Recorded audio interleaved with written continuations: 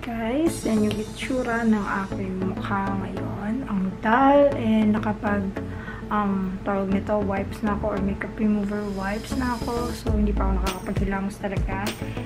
So, ayan. Ito yung unang araw na gagamitin natin lahat ng mga Garnier natin, ng mga products. Yan, may serum, facial foam, cream serum, ayan, for night and day. So, ayan, gagamitin natin sila. And today is September 4. So, ayan, gagamitin natin itong C-Light Complete White Speed Brightening Foam ng Garnier. First time ko lang gumamit ng Garnier na facial foam. So, okay. From the Garnier yung amoy.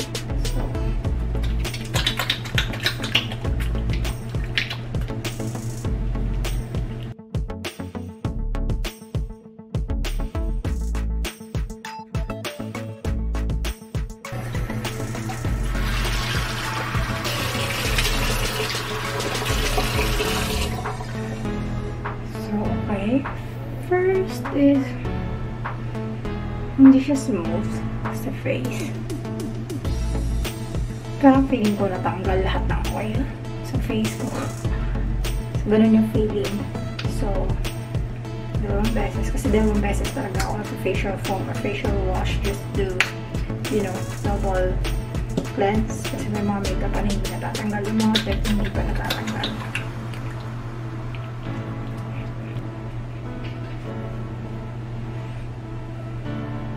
So, in fairness naman sa kanya, may instant bright naman akong nakikita somehow.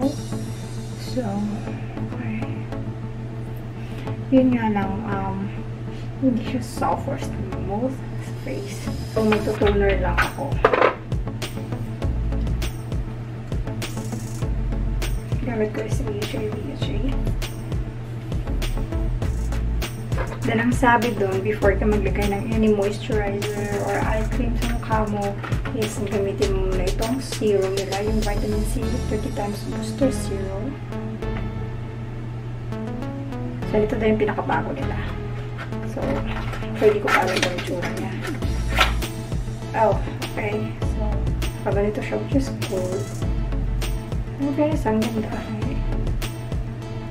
Medyo matigas lang yung pump niya.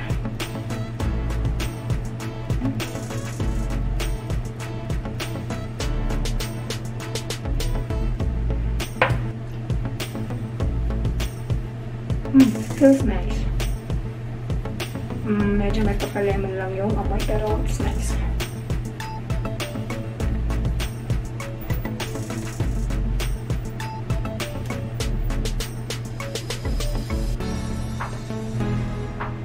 It doesn't feel tacky or sticky on your face. It feels lightweight. So, kaya gagamitin naman natin ngayon is the whitening serum cream. Ito, for morning. Morning ngayon. So, itong gagamitin natin. Ito naman yung gabi itong pang-night naman. So, pure white naman siya, guys.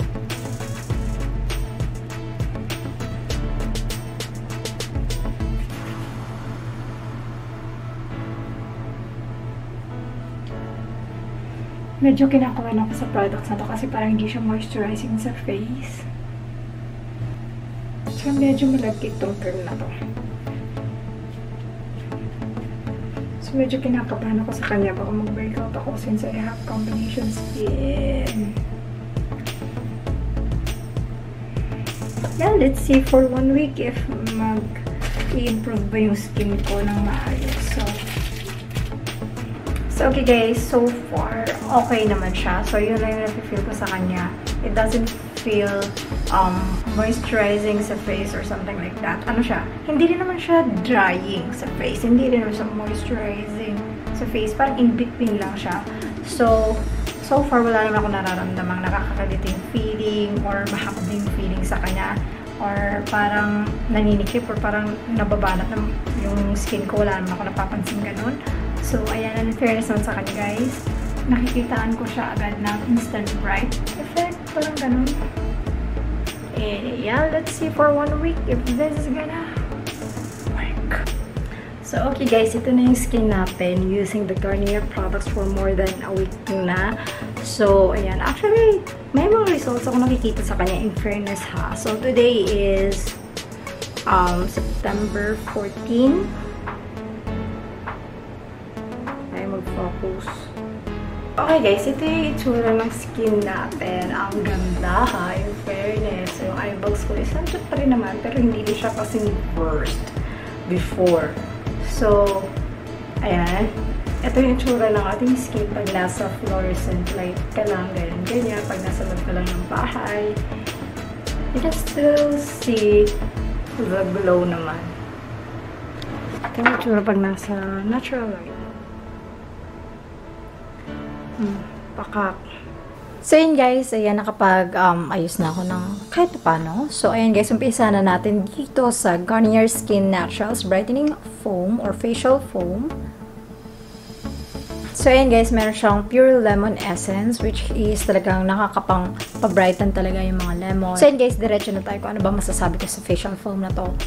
Hindi ko siya nagustuhan kasi parang hindi siya moisturizing sa face. Hindi siya smooth or soft sa face. Ganun.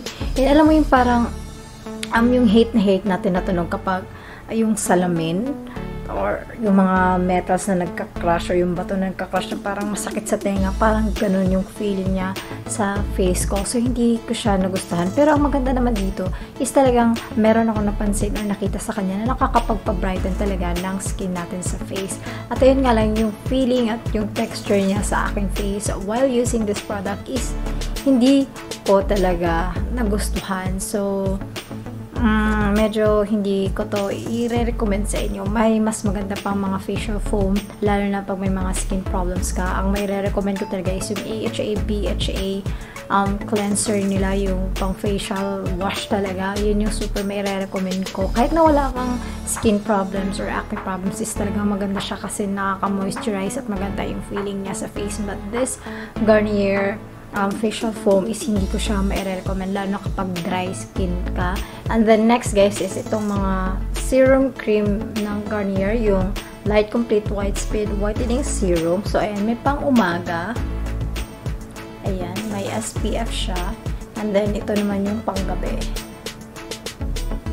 So, walang English na nakalagay dito. So, hindi ko siya maintindihan para saan ba talaga siya. So, ayan, ang sabi lang dito is Light Complete Serum Cream SPF 36 PA+++. So, tatong plus. So, okay guys, ang mga nagustuhan ko naman dito is syempre meron siyang SPF na talaga mapaprotektahan yung skin mo from the harmful rays of the sun para iwas agad-agad na magkaroon ka ng mga fine lines, wrinkles. At least maiiwasan yun kahit papano. So, ayun yung good thing sa kanya na meron siyang SPF. Yun nga lang, medyo mababa, 36. At hindi ko alam kung bakit may butal. Kasi usually, diba, SPF 30, SPF 50, 100, 150, kung ano man yan. Pero kasi may butal siya, 36. So, napaka-specific, diba? And then, the next thing na gusto ko dito sa product na to, guys, is talaga makikita mo agad yung instant brightening effect niya sa face mo. Yung after mo maglagay nito is talagang makikita mo, wow, parang lumiwanag yung mukha ko. Parang gano'n yung feeling niya.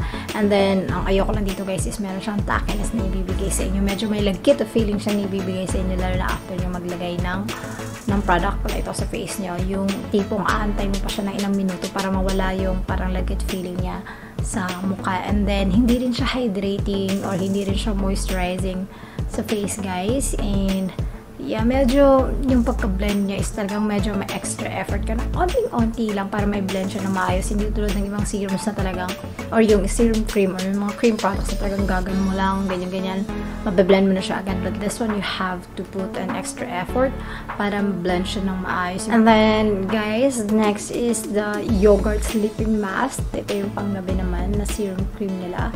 So, ayan, ito medyo okay pa to sa akin kasi wala siyang lagkit feeling na ibibigay sa skin mo or yung lagkit feeling. Walang ganon. And then, okay naman yung amoy nila. Actually, yung mga amoy nila is medyo healthy naman. Hindi naman sila yung matatapang na amoy or yung matatapang na scent usually ng mga products. But this one is minimal lang naman yung kanilang mga amoy. Actually, lahat sila. Minimal lang yung mga amoy ng mga to, which is really, really good. Kasi then talagang pagising nyo sa umaga is talagang glowing skin nyo. In fairness naman sa kanya. Kaya to, may re-recommend ko to sa inyo guys. And yeah, mayroon din siyang instant brightening effect na naibibigay sa skin mo, which is really, really good. So, ayan. And then, kung ano yung may re-recommend ko sa dalawa, mas gusto kong yung panggabi, yung Yogurt Sleeping Mask. And the next guys is itong Garnier Light Complete Speed Vitamin C 30 times Booster Serum. Guys, ito yung super bonggang-bongga na talaga masasabi kong ito siya. Ito talaga yung pinakadahilan kung bakit nagkaroon ng brightening effect talaga yung skin ko, kung bakit mas glowy yung skin ko. So yun guys, speaking of vitamin C, si vitamin C kasi guys is an antioxidant siya, meaning it protects the skin cells from the damaging free radicals caused by UV exposure. And guys, isa pa, si vitamin C din kasi is talagang kilala siya para mapaboost or maparami yung collagen production natin sa skin natin. When it comes to collagen, pag sinabi natin collagen, sila yung nakakapag-cause kaya medyo hindi tayo agad-agad nagkaka-fine lines, nagkaka-wrinkles, ganyan. At isa si vitamin C na parang ingredients para mapaboost yung maraming collagen sa katawan natin. So, ayan guys, actually this is 499 pesos and for me, sulit na siya kasi talaga nakakapagpa-brighten siya ng face. Moisturizing siya sa face in fairness sa kanya. And then yung glow na naibibigay niya is hindi yung super OA na glow. Yung parang natural glow ng face mo na talaga nakakabata, nakaka-youth na tignan. Ang ayoko lang dito guys is yung dropper niya kasi parang ang tigas masyado. Yung ganyan. Although may products naman siya nasisip-sip, pero alam mo yung parang hindi satisfying mga ganong kineme. Pero yun lang naman yung problem ko sa kanya, yung dropper niya lang talaga. Yung parang instead na i-ganon ko na lang siya or i-drop sa face ko, talagang pinapahid ko na lang ganon kasi parang mas easier that way. Parang ganon.